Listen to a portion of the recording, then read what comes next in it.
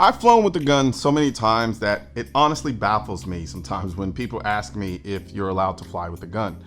After I say yes, I'm even more baffled as I realize they meant, can you literally bring the gun on the plane? The short answer to that question is no. This ain't Soul Plane, and I'm not Kevin Hart. What? The question remains, how do I fly with a gun? Well, first I start off with a bag check. The first thing I do before I even begin packing for my flight is a bag check.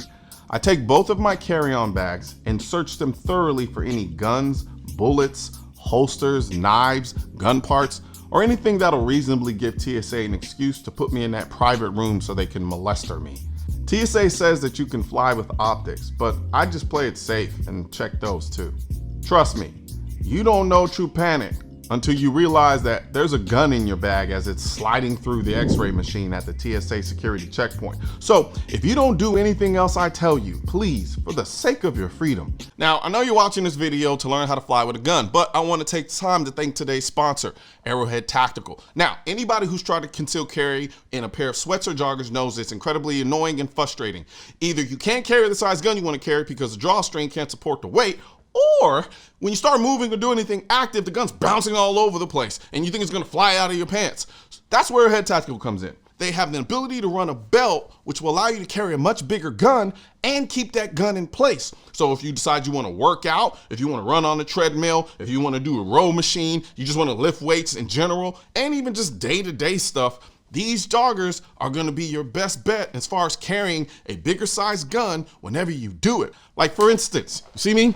Jumping all around, doing all that crap stuff. Now, look, full-size staccato. I wasn't a believer initially until I started rocking these things, and they do a phenomenal job of keeping the guns in place. So, if you want to learn more, I'm going to put a link in the description section of this video for Arrowhead Tactical, and let them Noir sent you. Check all of your bags before going to the airport, or you might find yourself pulling a Joel Santana. The next thing I do is what I like to call an airline check.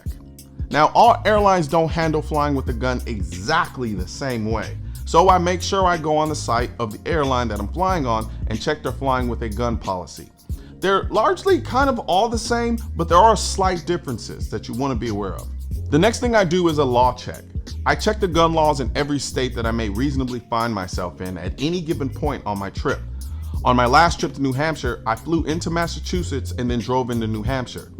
Boston doesn't recognize my concealed carry permit and has a magazine limitation of 10 rounds, but New Hampshire is a constitutional carry state and has no magazine capacity limitation.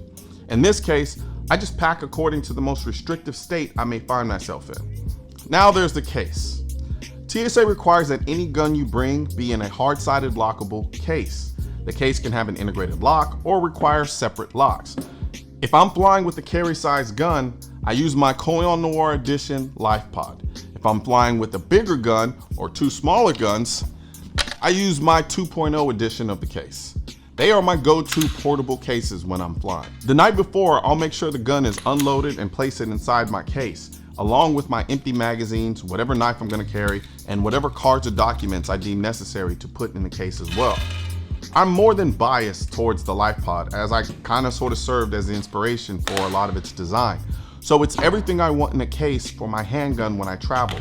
You can watch my video on the Life Pod by clicking the link in this video or in the description section. Now let's talk about the ammo. All airlines require that you keep the gun and ammo separate in your checked bag. The ammo must be in a container or in its original package. I have aftermarket hard-sided ammo containers that I use, and it's small and lightweight.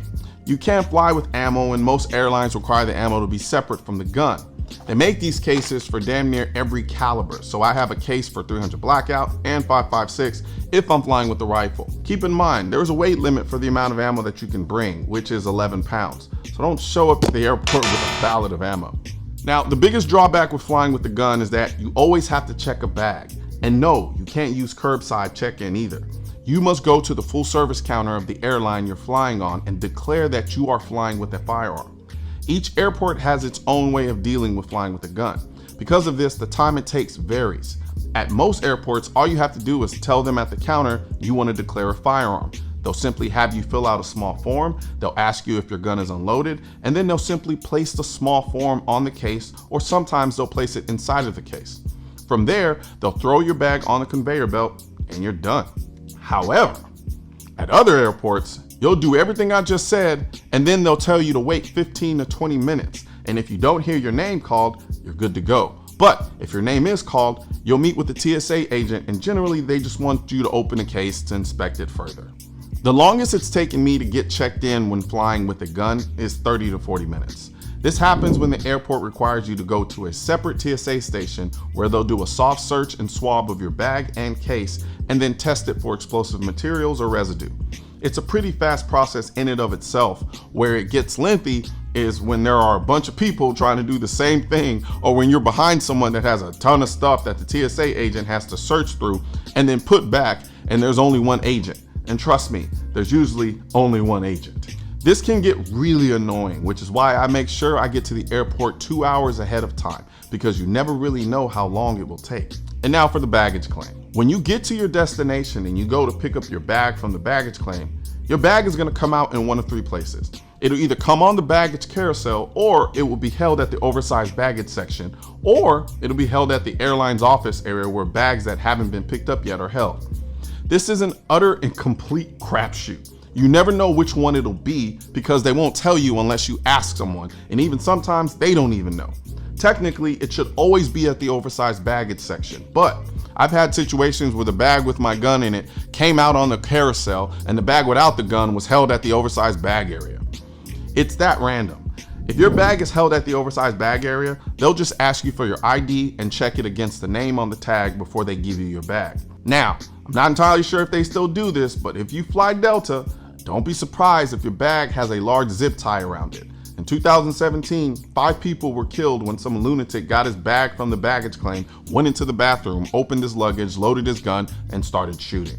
This happened in the host terminal for Delta Airlines. In response to the shooting, Delta now zip ties every piece of luggage that has a gun in it so that you can't immediately get into your suitcase when you grab it. Now it's time to load and make ready.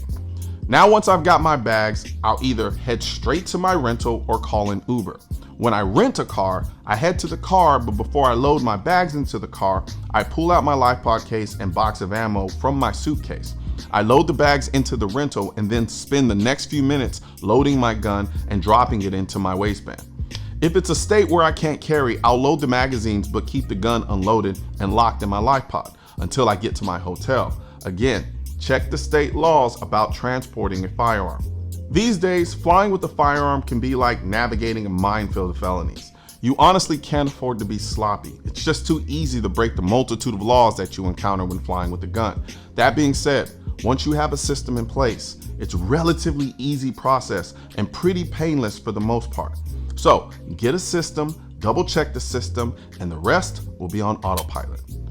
Pun intended. Right now, there's a culture war against the Second Amendment, which is why I need your help spreading our message to counter their message. You can help do this by leaving a comment, sharing this video, and click the bell and subscribe button. Let my voice be your voice, and let them know you want to keep America tactical, because the right to keep and bear arms shall not be infringed wasn't a suggestion, it was a directive.